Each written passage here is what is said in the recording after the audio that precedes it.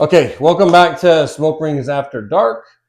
Tonight's episode is, as you can see in the thumbnail on the video, Michigan football scandal. So tonight, of course, we're getting a cigar lit up over there. So Christy, tell us what we are smoking tonight. This is, I may butcher the name. It's a Perdomo Robusto. Hang on. Let me make sure. Perdomo. Maybe I got that wrong. Reserve. Perdomo Reserve. It's a Maduro 10th anniversary cigar. 10th anniversary. Well, we haven't had this one before, so we'll have to tell you what we think of it and let you know. So let's toast it up.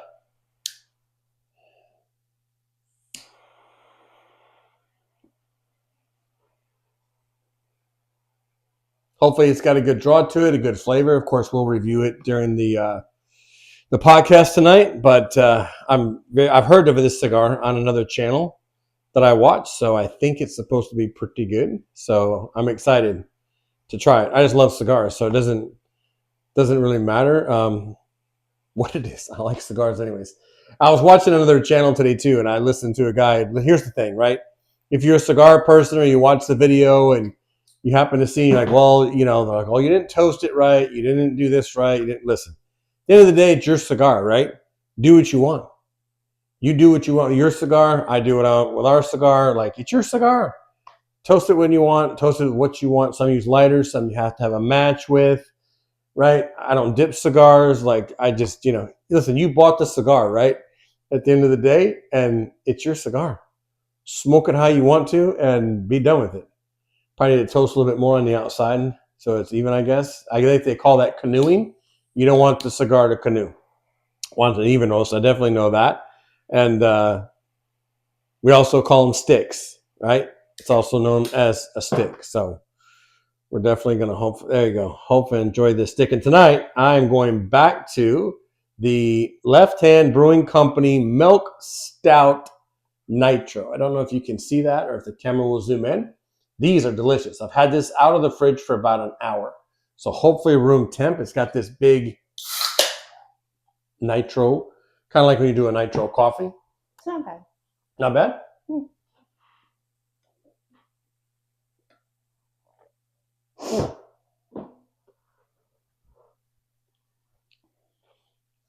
Yeah, it's got a good draw.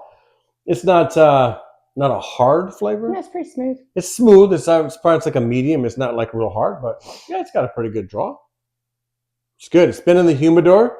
So the humidor is sitting at what, about 65 degrees, which is perfect for this. I think it's great. And tonight you're drinking iced coffee. Iced coffee. I just got off work. Iced coffee tonight. So I'm in my comfy clothes. I'm under my nice snuggy blanket. Yeah. And I got my iced coffee. Hey, that's what this podcast is about. It's Smoke Rings After Dark, just to relax, have our conversation, and have some talks about some stuff with each other. We added some stuff to the decorations. If you guys can see them here, we got a cool decanter today of the revolver there with some bourbon inside of it. So that was super cool. And the set will probably be changing in the next week. Yeah. Right? We're adding some stuff to the set. So you'll see some changes till we get it exactly where we want it. Week. But yeah, we're excited. Okay. So on to the topic. Michigan football scandal. So I'm sure everybody's seen the news. Everybody has heard the alleged story of Sharon Moore, the former football coach for the University of Michigan. Yes. So allegedly, a few days ago. Well, you gotta explain that you're like a hardcore Michigan fan, has been since birth, pretty much. I guess that's probably good because your dad was a hardcore Michigan fan, like hardcore. Like life did not function if Michigan lost. So, and he's a hardcore. So then we got together, and I was not a Michigan fan, but now I'm a huge Michigan fan. Except right now, not a huge Michigan coaching staff fan. Yeah. So to give a little light on the situation, yes, I've been a Michigan fan my whole life. I know in the prior video I said I grew up outside of Detroit, Michigan, and we went to a couple football games. My dad was an avid Michigan fan when Bo Schembechler was the coach. Uh-huh. And yeah, followed him my whole life, and my whole family does. Christy now is a huge Michigan fan herself, so it was hard news, right? Listen, first and foremost, I feel sorry for the players, right? Yeah, it's the end of the season. I think, it's a shock to everybody, right? Coming up, and they've played with this guy, and now all of a sudden they get this news. So, yeah. So first and foremost, I feel sorry for his wife. Right. So why don't you tell him first? Tell what happened. Well, allegedly. Well, this guy's. I mean, I didn't think much of him as a coach to begin with. I just thought he filled a hole when Harbaugh left. Mm-hmm. I've always thought he was a crappy coach anyway, but allegedly he has been having an affair with a staffer, a young girl in his offices, whatever, and allegedly she got pregnant, had a the day after pill or something like that. B, wasn't it something? Yeah, Plan B pill. Plan B. Something like that, yeah. And allegedly he got fired because they found out, and then I guess because she got like a $45,000 or $50,000 raise. Yeah, something allegedly. Like that. Yep. And then went home and kind of lost it. Threatened to kill himself, and then allegedly broke into her house and grabbed a butter knife and threatened to kill himself and blamed her for all this crap. And then there's text messages from other girls where he propositioned them. So I'm sure if all this is factual, I'm sure this is not his first rodeo. He didn't just all of a sudden start messing around on his wife with just one chick. Right. But, and yeah, allegedly he's got stalking charges against him, and he bonded out of jail like a few hours after his hearing on a $25,000 cash bond. And right after his arraignment. After arraignment. And, the rumor mill on the internet. So he supposedly went home right after he bonded out. That's what they say. Which, wow. Yeah, that's what they say. Wow. Yeah, I mean, listen, I'm the same way. I was shocked. I don't think he was a great coach by any means. No. I don't think he showed a lot of emotion. No. And his personal life's his personal life, but now it's all over the internet, right? Well, everybody knows about it. Figure, it's all over the news. You're a public figure. Everybody looked up to you as a coach. There's some numbers floating around about $13 million he made a year. There's some other numbers going around. I think that was his total contract. Yeah, it could have been. I don't know. Not that it makes a difference what he made, but I'm just saying, he had everything, and then 2 weeks later, now he's in jail. Yeah. And he's getting arraigned on a felony charge and 2 misdemeanor charges at least. Yeah. And that's just what they. And now people are coming out of their woodwork. There's a girl, I don't know her name, an OnlyFans model that had come out and said that during one of didn't say which game it was, but they said during a high game, like an important game, right? He had messaged this girl, let's just say politically correct, to go back to their room together with some other girls. And during halftime. He was going to give them season tickets as a favor, allegedly. Yeah. Right?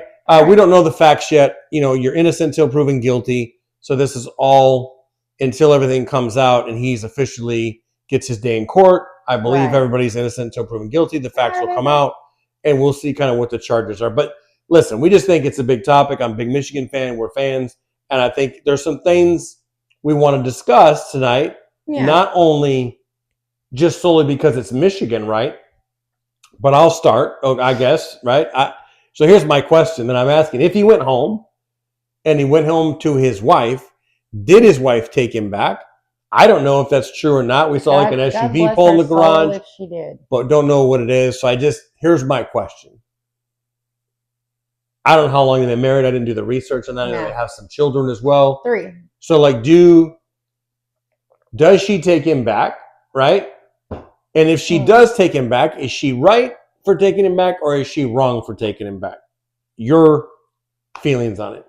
Well, me personally, I can forgive you, but I don't have to deal with you. I don't have to live with you. I don't have to set myself up to go through that again. I don't have to trust you ever again.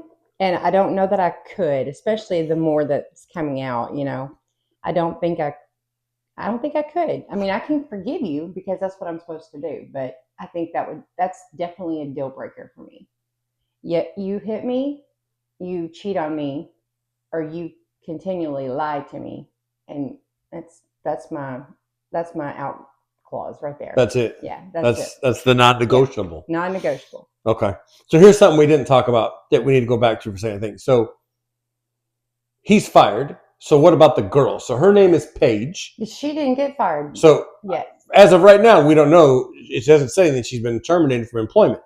So right. So tell me. So what happens to her? Does she deserve to be fired? Didn't they terminate an athletic director that he knew about it? I think the athletic director, again, allegedly is under investigation. I think right now to see. I don't know if he's officially been fired. I think they're investigating to see who knew about this because supposedly some players knew about it as well. There's a lot coming out now, right? And I'm sure over the weeks more and more will come out. So what do you think? Does she deserve to keep her job, or should she be fired? Absolutely not. She knew he was married. Okay. Nobody went into that blindly. She knew he was married. She knew she was breaking up a family.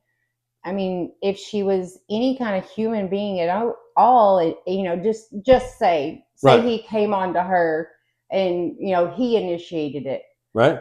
She should have at least been a human being and be like, no, absolutely not. You are married. Go fix your marriage. Go deal with that. Maybe every other one didn't do that, but she could have. Yeah. She could have been the one to say, you know what, I'm not doing this, but right, because she's she just knew as guilty as he is, I think. Yeah, she knew he was married and had a family. And went into it knowing. Right, so. And who knows how long it's been going on? It could have been going on for years. It could have been going on, since he got the coaching job or before he got the coaching job when he was just like, what was he, like an assistant coach? Yeah, I think he was assistant coach, something like that. So, yeah, I don't know. And again, more facts will come out, right? Yeah. As things progress, I think, as to how long this was going on. They're going to uncover text messages. I'm sure they're going to get warrants for phone calls, stuff like that. I think people just make it too easy to move on to something bigger or better. So, grass is greener on the other side instead of fixing the grass on their side of the fence. Yeah. I think that's it's just sad. It's a marriage is not a marriage anymore. No, it's not agree. a covenant. I agree. It's a contract. It's a piece of paper and they don't have there's no stock in it anymore. Agreed. It's an easy out. I agree. 100%. Okay. So let's take another spin on it, right? So we're both Christians, right? We believe in God. So tell me the thought process, right? When he says, hey, I'm sorry to his wife. I want you to take me back. I made a huge mistake. You need to forgive me. I've asked God for forgiveness. I made a mistake. Is she supposed to forgive him? Now listen, I don't know the religion either. I don't know. I'm just, by God's word, right? Yeah. Should she forgive him and be like, you know what? Yeah, she can forgive him. And bring him back. Oh. That's two different ball games. I feel. Right. I mean, biblically, yeah. But maybe she forgives him, but she shouldn't let him back in the house. File divorce. Yeah. Forgive him, but doesn't mean you have to let him back in the house, back into your life, right? You know the old adage, once a cheater, always a cheater. Yeah. I mean, he's not just going to, I got caught this time. Now, hold on. Let's go back a second. So you believe her that? Once a cheater, always a cheater? I believe so. Okay. So if somebody cheated at any point in their life, they'll always be a cheater. No, but I mean, if they got away with it and like he apparently allegedly continued to get away with it. Right? Allegedly. I just need to put allegedly on my hat. So you can just go allegedly. He continued to get away with it because he's, gotten away with it for how long? And with other girls and stuff like that. They get comfortable and think they could just, only reason they stop is because they get caught. Yeah. And they just stop for a while, and as soon as they get comfortable again, they go back and start it over the next one. And how are you supposed to know? How are you going to know that he actually reformed and changed his ways? I don't know that you would know, but I would just, in my head, I would just be constantly, 6 months down the road, a year down the road, thinking, okay, well, he's late from work. He's not answering his phone, or I called and there's girls in the background. What's he doing? And it would just automatically go to, oh, he's cheating. That would just be like the natural thing. I think once you lose that trust is so hard to build back. Yeah, but I think too that you hear marriages, celebrities and stuff like that go through the same issues, right? And they get back together, and I think at that point it's time, right? That's the only thing that builds that trust back. You have to rebuild it, and they would have to earn that trust. There might be some things put in place, like a Life 360 location thing, something like that. And they would have to be okay with that, because they have to understand you're trying to build that trust. But I'm not okay with that, though. I'm not a believer with that. I don't believe once a cheater, always a cheater. Just like I don't believe once an alcoholic, always an alcoholic. Once a gambler, always a gambler. I think people can change, and if they want to change. Yeah, but again, I think so that philosophy that people use, I think, is incorrect, because I think if they want to change, they can change. You see tons of people, and not only celebrities, but other people that they were alcoholics or they used drugs, and now look at them, they have a successful business, or they've quit drinking. True. They did make the change, and I think there are probably couples out there.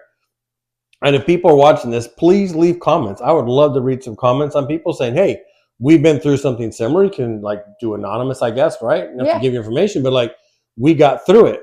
It took us some time, maybe a year, 2 years, however long it takes. Right. But people got through that and said, you know what, I can forgive them. Now, would it be hard? Absolutely. Right. I think of me, it'd be super difficult for me. You would always be wondering, I think, in the back of your mind. You'd be wondering some things, and it'd be tough. I think it just takes a super strong person. Yeah, and to do that and be listen, I forgive you. I'm not one of them. Huh. No. Well, and typically they have to get to that decision on their own. It's not when they get caught. They just have to get smarter. It's not that they got caught that stops them or makes them change. It's that when that person hits rock bottom, when they decide to change for themselves and decide that's not the life that they want to live. But it's not when they get caught. Right. They just have to back up and find a new approach to things. It'll be interesting, because I talked to somebody earlier today on this subject, and they're doing some investigating and looking at some things in some scripture. So he's allegedly, again, he's committed adultery. Yes. Is adultery a sin that is forgiven by God? I want to say no. Because I want to say you break the vows of your marriage. Oops, I lost my mic. Hold up. Hang on. I want to say that if you break the vows of the marriage,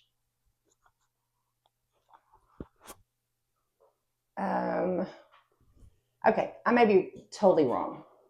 Okay, so I did some research, right? Because I was curious, because the individual that I talked to said that there's not levels, right? We've talked about sin a lot. Sin is sin, right? No matter what it is, sin. But there's no levels to it, right? But they thought the same thing, that adultery is breaking the covenant, and it is a sin that's not forgiven, right? So I did a little research. Oh Lord. And I just want to look at this, because I want to make sure, I'm not just, because I can't quote you a bunch of scriptures. So that's why I'm reading this. So it says,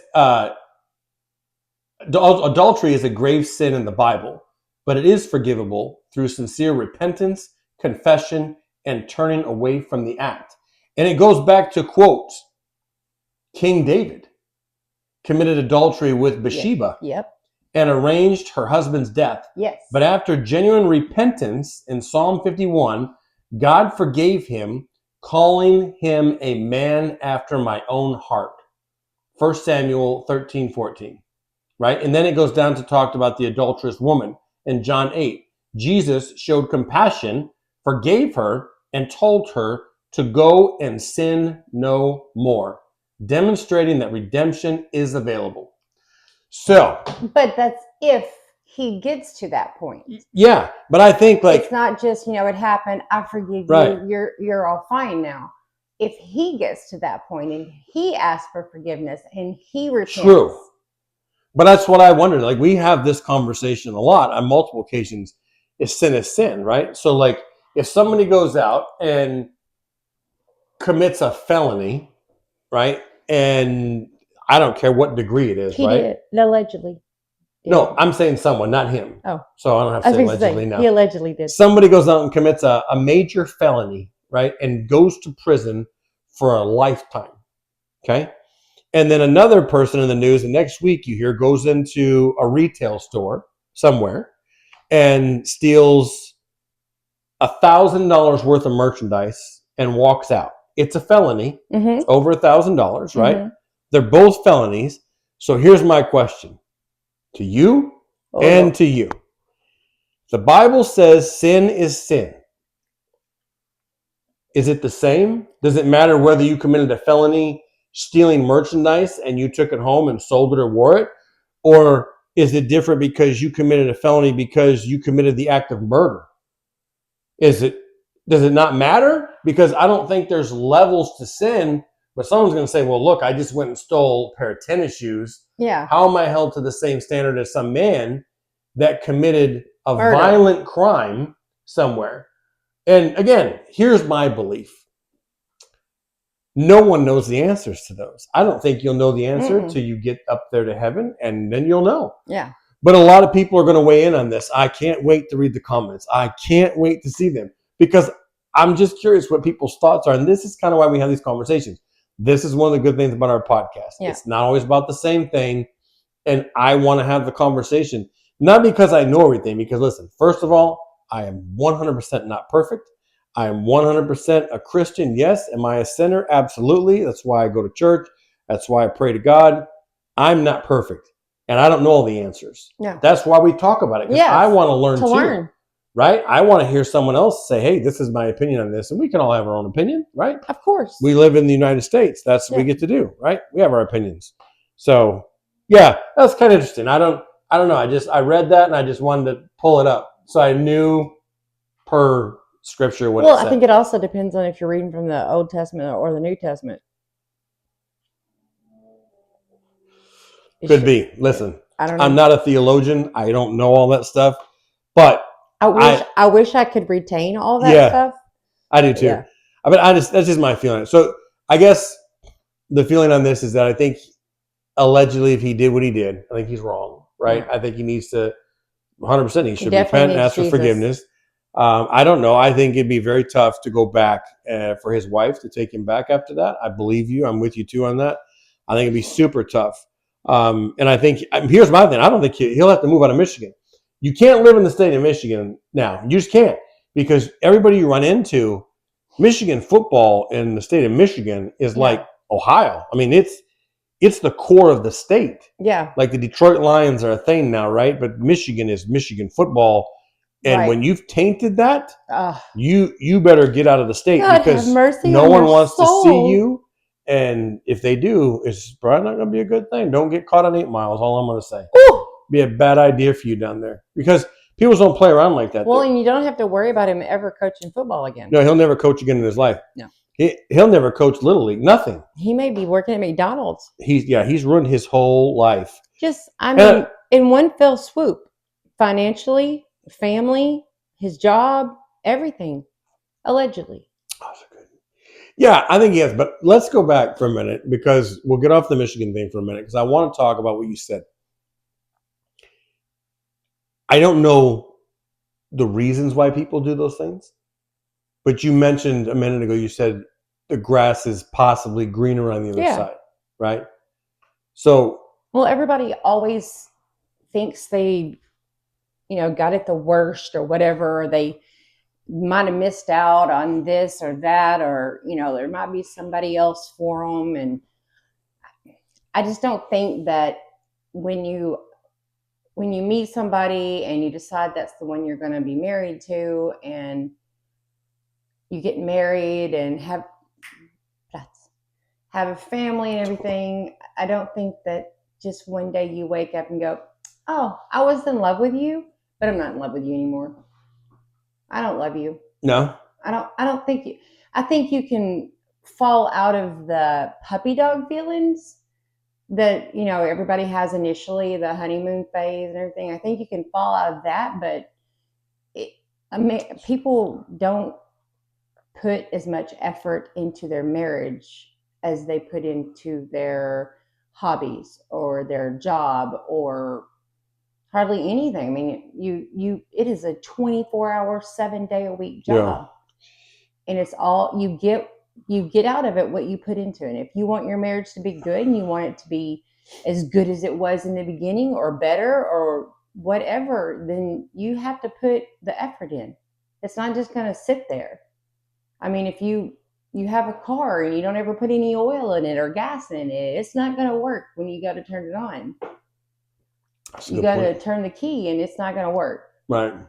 So if you don't put any effort into your marriage, you don't fix things when they come up, or, if there's, as you grow different directions. Sometimes you don't always grow together. You grow up, you have changes that happen in your life and stuff. And if you don't put the effort in and you don't fix things when they come up, that's when you start looking in other directions. Well, this doesn't work and I don't like this and I don't like that. So I'll look at Susie over here. She's got everything I like, blah, blah, blah. And the next thing you know, you've taken that one step too far. Yeah. So there was a thing, we watched something, I don't know, but there's an old analogy, I guess, if you will, that says, don't worry about the grass on the other side of the fence, water the grass that you have. Yeah. Yeah. Right. And so I'm a firm believer that I think society today, especially, maybe not 20 years ago, but today, I think society, number one, and social media makes it so easy, right? Oh. Because now listen, we talked on our first podcast, if you watched it, we met on a dating app, right? Mm-hmm. And so, but there's tons of stuff out there now, not only dating apps, but I think all these other risque platforms and stuff. And gosh. I just think you didn't see that 20 years ago, right? Mm-hmm. When we grew up. And so I think, here's what I think, the devil's working hard. That's what I think, right? And he comes to kill, steal, and destroy. And you just stay prayed up, right? And take care of things, because it can happen. And listen, I'm with you. I 100% think it's a non-negotiable. It'd be very tough for me too. But I also think that, to your point, it's an everyday work. You have to work on it. And I think I know somebody personally that did just what you said. They were married a very, very long time. I won't mention the name, of course, but do I know them? They were married a very, very long time, and got up one day and said, I'm done. I don't love you anymore. I'm leaving, and bye, and walked out. Yeah, well, I don't think that just happened in one day. I'm not saying the feeling happened that day. Right. It could have been something that was coming, right? Right. The roller coaster was kind of going, and then the ride kind of came to the end. Yeah. But when you're working on your marriage, you see those things as they come up. Yeah, I mean, and you deal with them when they come up and fix it. Yeah, because I think so much couples do the under the rug, right? We just sweep it. Yeah. And they put it under the rug. But listen, eventually that dirt's going to come out, right? You got to move the rug sometime. Yeah, and then I think now it just blows up. If you don't deal with it when it happens and communicate it, then I think, man, you're just in for the blow up, right? Yeah, I mean, this is not our first marriage, so we have failed miserably. So we It's not like we're, this is the first time, Yeah. all that stuff, but we've learned what to do and what not to do. And like honey, how long have we been married? Almost 4 years. We've been married for almost a year. We've been together. Oh, I thought you meant together. Sorry. We've been together for almost. Yes, we've been together almost 4 years. Almost 5 years. Almost 5 years. In March. Yes. And we have had one argument.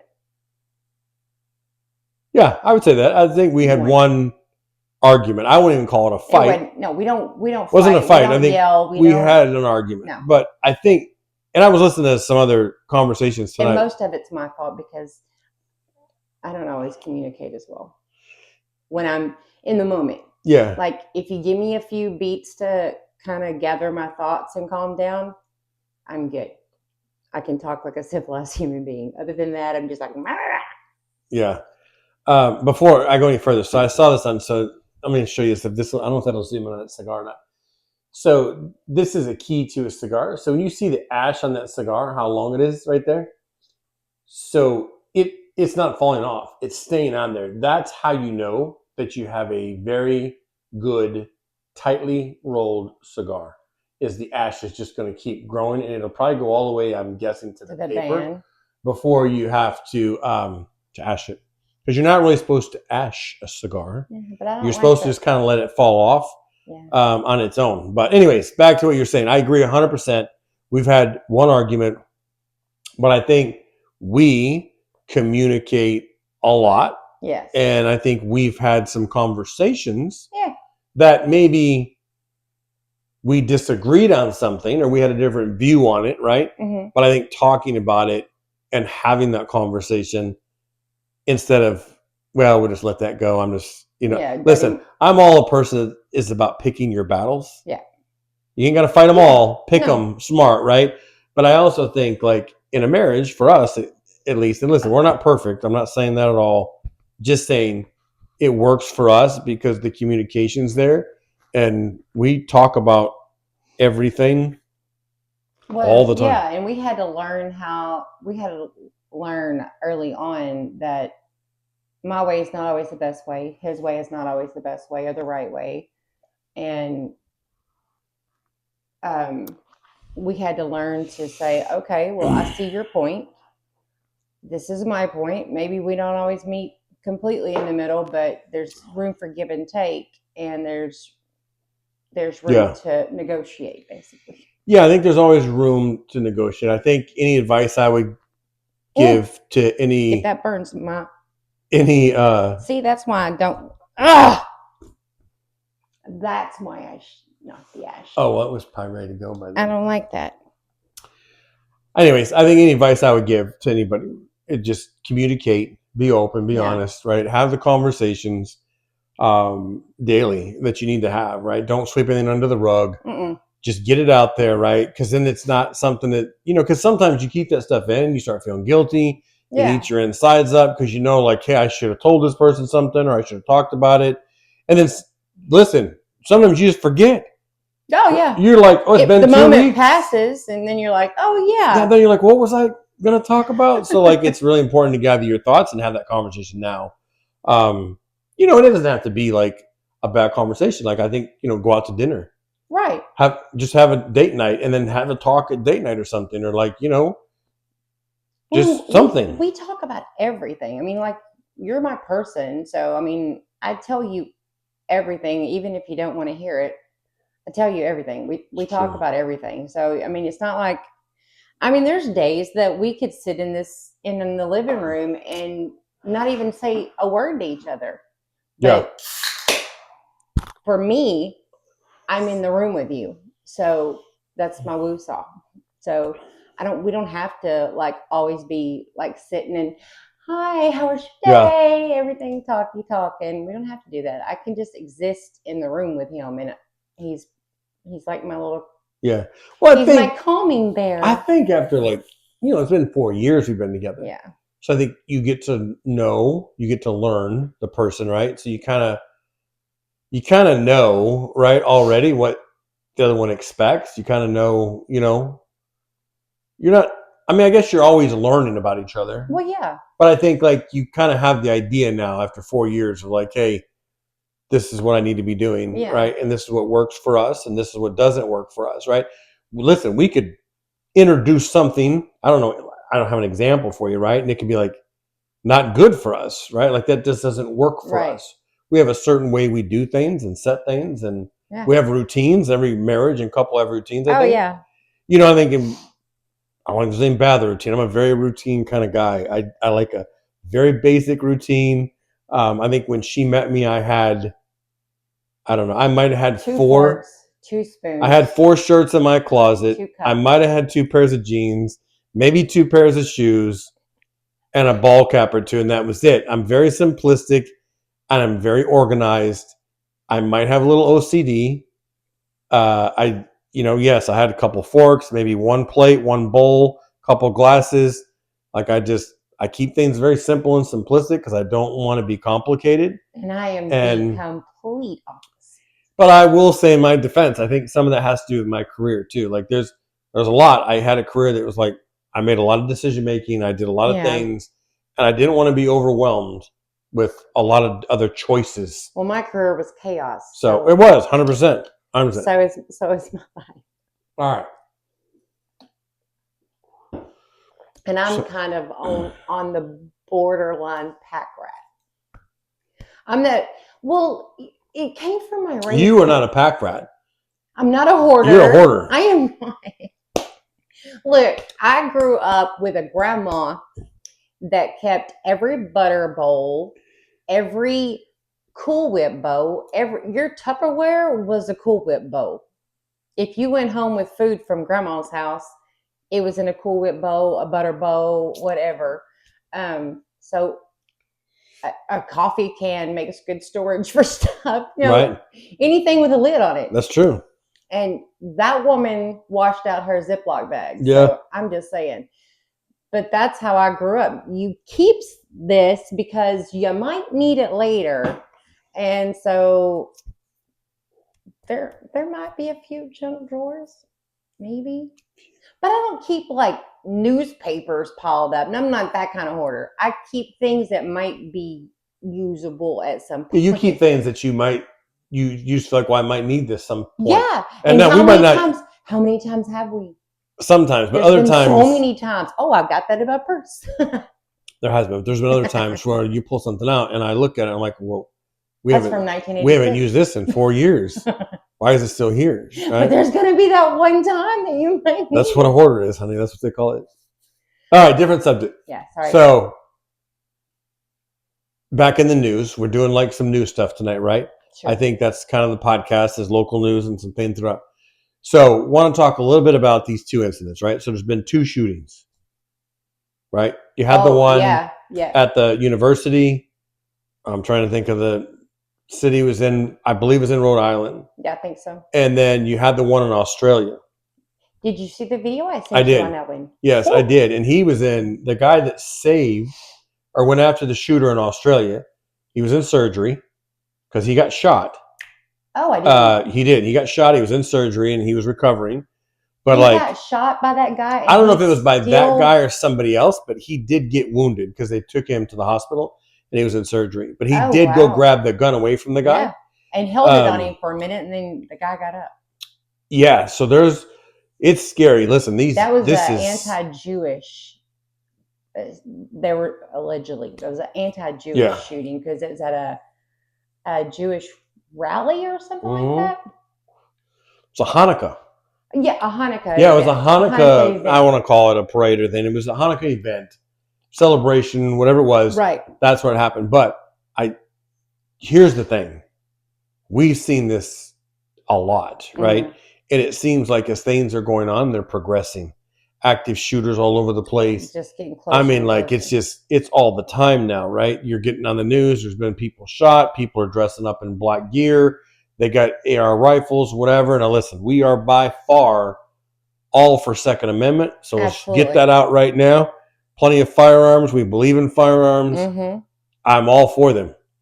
But I start to think about stuff. And like, we talked about the next podcast or one-on-ones coming up, doing like an EDC podcast, right? Which is everyday carry kind of thing. Like, how do you prepare for stuff like that? But I think of stay armed up. Like, what do you have? Yeah, like, just geez, like, the guy was just I don't know. He got off work. He owned like a fruit market or something. The one in Rhode Island or the one? The guy in Australia, I think I read or something like that. Didn't you say that they're not allowed to? People aren't allowed to have firearms. Yeah, from what I was told, I know in New Zealand you cannot have a weapon. I don't know about Australia, I think, but I know in New Zealand you are not allowed to have any weapon to protect yourself. That's crazy. That's insane. But I think about that because, listen, you got to think this guy was at work. I think it was a fruit market. But anyways, he's at work and he drove to this thing and he gets out of his car and now here you are into it. So many times you think, well, it's not going to happen to me kind of a thing. You never know what's going to happen. You can be driving down the road and pull into a retail store or whatever and all of a sudden, or a middle of the road. I saw something today on it was in Texas and there was a road rage incident. And somebody honked a horn at somebody. This guy gets out of his car and he had it wasn't a gun. I think he had like a knife or a sword or something. And he started coming back at the other car. And you could be right next to that. Yeah. So well, and I mean, you could be the person he's coming after or right next to it when a whole lot to the everywhere goes off and you're getting hit by random bullets. Yeah, either way. I don't know. I think about that stuff because the more I see it, the more I get concerned about just like where society's going right now. Sad. Things are getting really, really bad. Yeah, but they've been getting bad for like the last 5-10 years. I agree with that. I think they have been getting bad, but I think that they're. I am actually not. Oh, maybe not. I think they're getting progressively worse. Yeah. Right? I mean, of course, why are they getting? Yeah, that's what I don't know. I just don't know. Well, I think, again, a lot of the stuff that we've seen lately with the active shooters and stuff has all been based on religion, right? Religion, different countries, stuff like that. Well, normally and beliefs. I think that's typically what it is. It's been beliefs, it's been religion, it's been culture changes, stuff like that. And I think that's what's drawing this. But I think, man, I think as a society, I think you just need to stop. There's another way to work out your differences, right? Than to take a gun and do these crazy things that people are doing. Yeah. And we've been school shootings, all kinds of crazy stuff happening. And I can't fathom it in my head because I'm just like, why? We can have differences. We can not agree, disagree to agree, whatever. Yeah, but some people just never learned how to, use their words like a big kid. Yeah, maybe they didn't, but I just think, I don't know. It's in the news. I think we talk about it and just I think it's I hate to say, how do you prepare for an active shooter situation? Well, I mean, what would you do? What would you do if you're that guy and here? Well, if I was that, it'd be different. See, because if I was that guy and I'm here, I always carry a firearm on me. It's always with me all the time. Would you be able to? Yes, 100%. Unalive the guy. Eliminate the threat is what you mean. Yes. I would 100%, if I pulled up on a scene somewhere and saw that going down and he's holding that firearm, 100%, I would have no problem getting out of my vehicle. Most people would, though. And eliminating that threat immediately. Because I think we need more of that today. And I think that, again, this is me. I told you, I got OCD, but I think of things in our vehicle and I have stuff in there. What about it? I saw the coolest thing. Sorry. Squirrel a little bit. I saw a coolest thing the other day on a show. It was another podcast, and they were going over some EDC stuff, right? Mm-hmm. And we carry a first aid kit, of course, in the vehicle, and we have a tourniquet in there and some other stuff that I think is just basic first aid and also some trauma first aid stuff. But I think this was, and you've probably seen them in your career, I'm sure, in law enforcement, but the scenario played out as it was dark. It's nighttime, it's dark, and there's an active shooter situation, and people are down, right? So they had this, I'll have to look it up and put it in the comments or something on the company that makes this, but it's a tourniquet, it's super small, it's concealable, and it's for all ages. So you could fit it on a child, up to an adult. Mhm. Because I'm pretty sure there's certain sizes, right? Yeah. Sometimes you can get. But the cool thing about this was on the outside of the tourniquet, there was an activated glow stick that you could activate and it would glow green. Mhm. Meaning EMS, first responders show up to an active scene. It's pitch black outside. It's midnight. It's dark. And then when they show up, all they can see it. The green are lighting. And now they know, hey, someone's over there. And that was, I think it was super cool to have a tourniquet. Yeah, but you gotta hope to God you don't have 15 bodies down that need tourniquets, because you're not going to carry 15. Of course, you can't have 15. Have but listen, it's like I say everything. One's better than that, right? Sure. If I could save one person, Sure. right? At least I put one tourniquet on. But I thought the glow stick was really cool. Yeah, it is pretty cool. Because you could see it in the dark, right? But I just think of these things. I see stuff coming in the news now. I think every day I'm like, all right, I need to take more magazines with me, right? I need to have more ammo in the car. Yes. Because, like, what if something happens? Like, you're going to protect your own. Oh, absolutely. Right? We're going to take care of our own family. And I'm that person. I would protect others before I protect myself. I mean, I protect my own, but. Right. But I think, like, and I know that everybody, listen, not everybody has to have the same opinion, okay? We're pro Second Amendment. There's people out there that are not, and they don't like firearms. They don't believe them. There's people out there that believe that all firearms should go away, and then you wouldn't have these things happen. Well, I just hope they never have to need them. Which is false, because people are going to get them somewhere, right? They're going to import them, steal them, whatever. They're not getting them legally. Yeah, they're going to get them somewhere, I think. But criminals are not getting their this is the purpose legally. This is the purpose of the podcast, right? Everybody has their own opinion. This is just our opinion. It's our podcast. And that's what we think. Well, my opinion is that people have to go through a driver's ed course to get a driver's license. I think everyone should have to go through a simulation of, like, an active shooter or a robbery or something like that, that they should have to see what a lot of us have to deal with, like just in law enforcement, just you have to see how you would respond. Who has to go through that? I think everyone should. Everybody in America? Like, you go through a driver's list, you go through a driver's test. So you're saying, hold on a second. So you're saying everybody in the United States, or everybody that owns a gun? No, I think everybody in the United States. Just like you would go through a driver's course. Okay. It would be educational for them, and it might give them a different perspective of weapons, or whether they felt that they need something where they previously didn't believe in carrying firearms and they want them all gone or whatever. See that it's not something you can just go, oh, stop, don't do that. Yeah. And the criminal's going to go, oh, because you said stop, of course I'm going to stop. Yeah, I've seen that. I've actually seen on some videos a couple years ago, but and I think it was the police, right? How the police were responding to calls.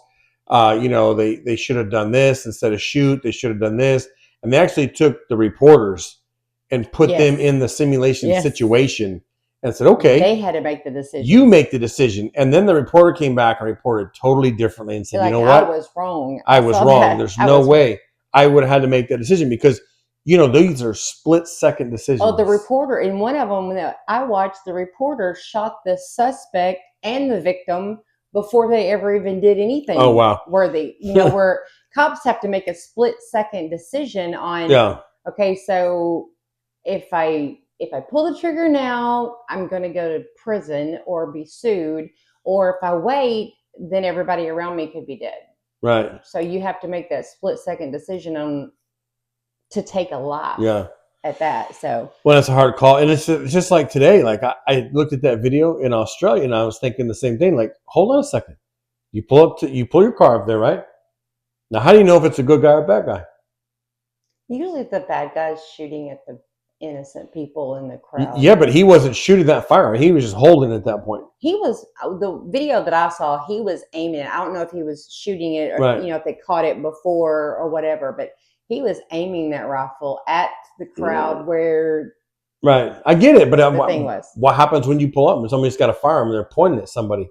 maybe they're looking for the shooter. Now you shoot an innocent bystander. Yeah, that's true. Like these are split-second decisions. You don't have a lot of time to think about it, right? You got to assess the situation quick. Well, I feel like the guy that tackled him heard the shots coming from him.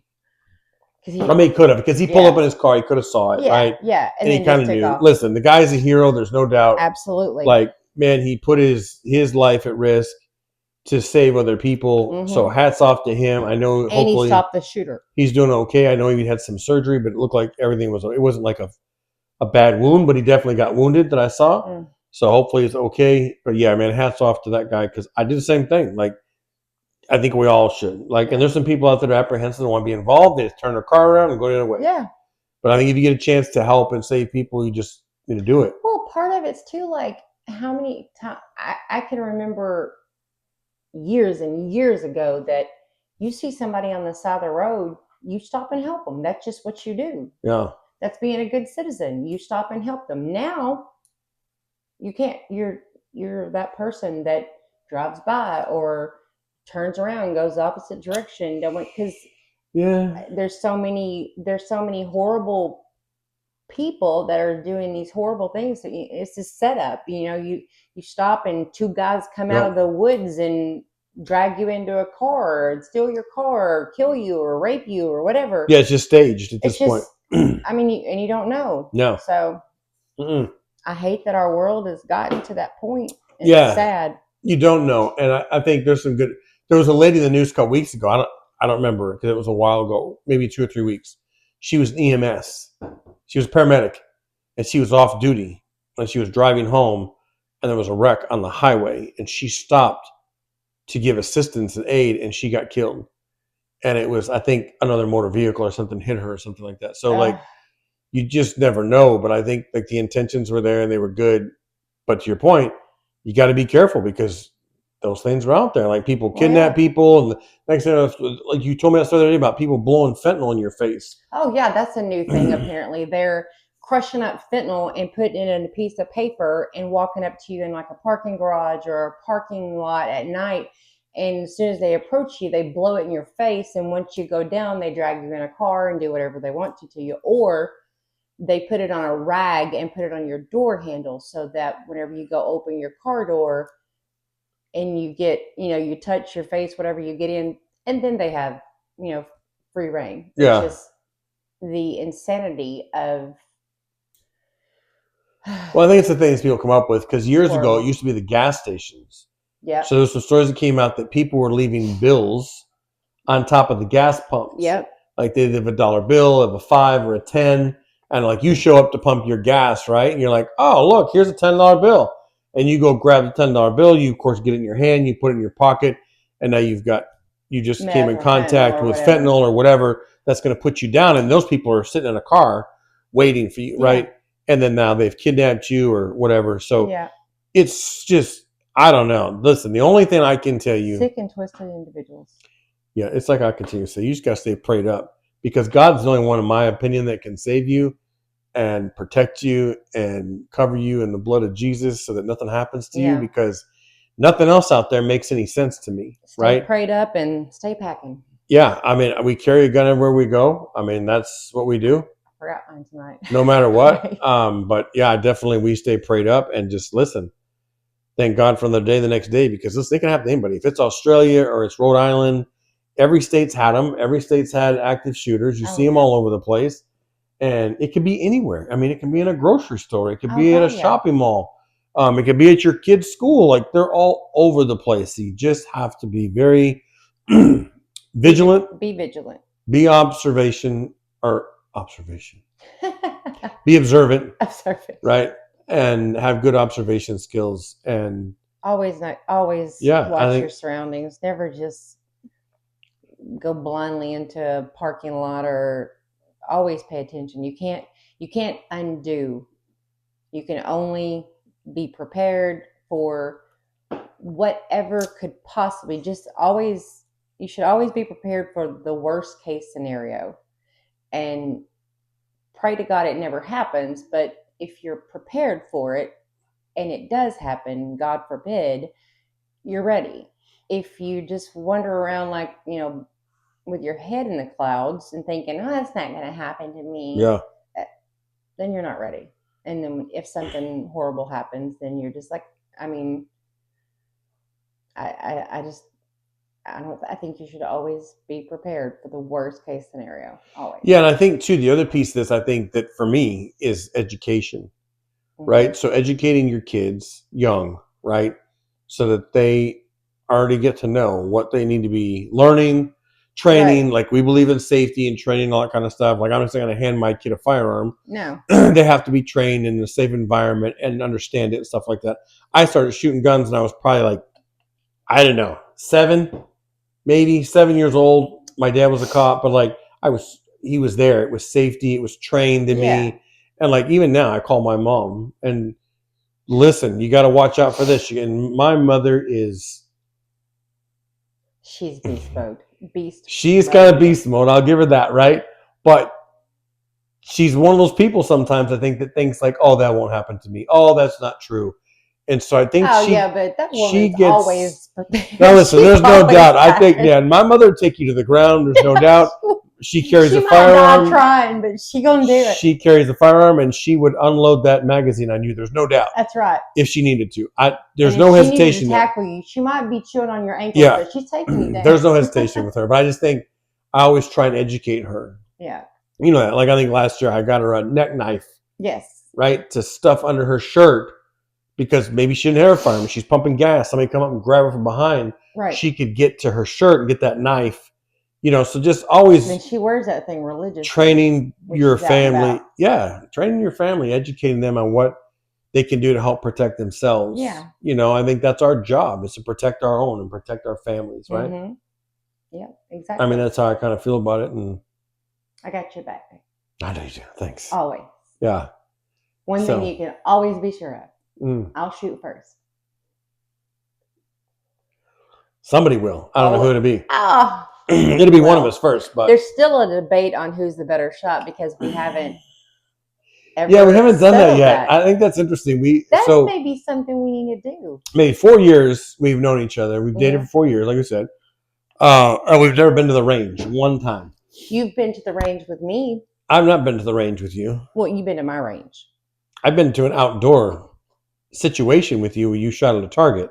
It wasn't really a range. It was. I don't know what that was. But I was out there with you shooting a target, yes. But I think we haven't been together to officially find out who's the better shot. And it's always something in our conversation.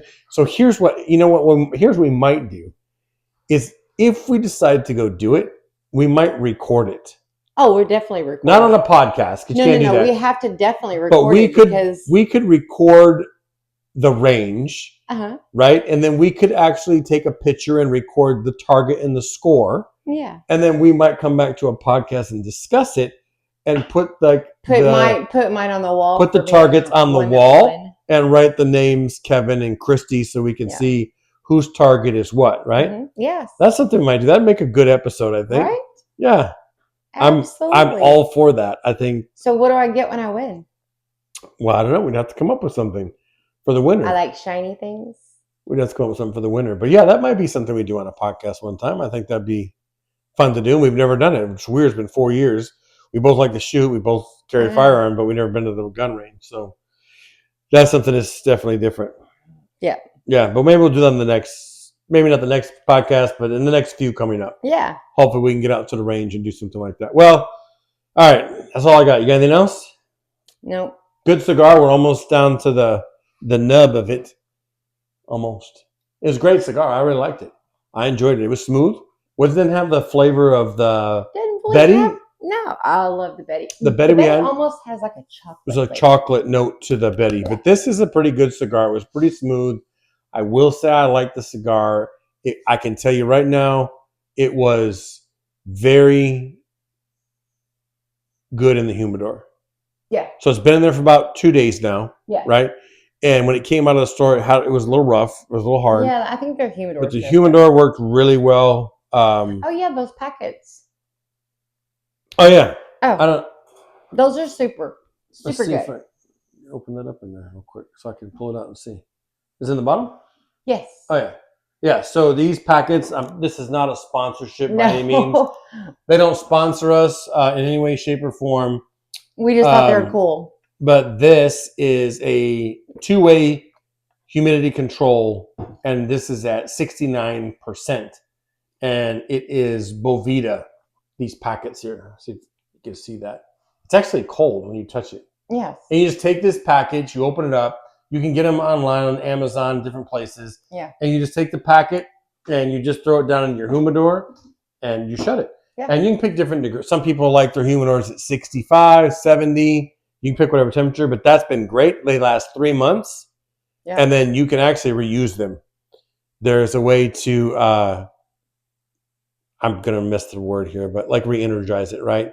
Bring it back to life. Really? Yeah, and you can reuse them. But so far, great. I'm very happy with it. We got about 4 or 5 more cigars in there. Yeah. Because our next podcast, this one will come out tomorrow afternoon. Mm-hmm. We'll upload to YouTube. And then the next podcast we'll do will be Wednesday evening. Right. Right? Will be our next one. I think possibly Wednesday is going to be date night. Great. Date night sounds good. We're going to do a date night podcast with some foods. That'd be great. Date night dinner. So maybe do a date night dinner on Wednesday. But yeah, thank you guys for showing up for the podcast. We had a great conversation today. I can't wait to read the comments. Please like and subscribe on the video, you guys. It helps the channel as we're just now starting to grow. Please share it out to social media sites so people can also follow us as well. And please leave the comments. I can't wait to read them. And don't cheat on your spouses. Yeah, don't cheat on your spouses. Allegedly or actually. Don't. Yeah. It's not good. Yeah, don't do that. No. But yeah, thanks for everybody for joining Smoke Rings After Dark. We had a blast. We're going to finish our cigar, finish our drink, and that'll be it. We'll see you guys on Wednesday night. Have a great night. Bye, guys.